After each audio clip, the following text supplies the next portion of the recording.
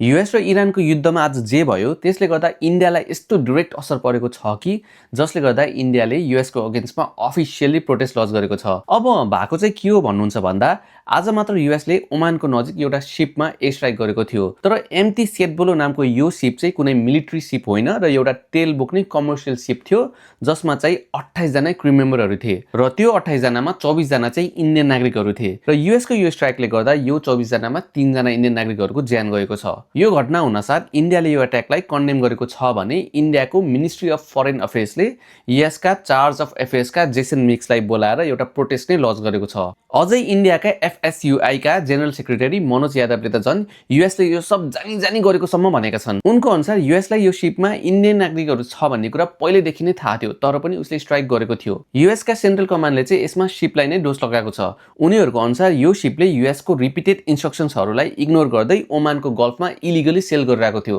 जसले गर्दा air strike गर्नु परेको थियो। यो घटनाको बारेमा इन्डियाका प्रधानमन्त्री नरेन्द्र मोदीको चाहिँ अहिलेसम्म केही पनि स्टेटमेन्ट आएको छैन बट मेबी उनले चाँडै एड्रेस गर्नेछन्।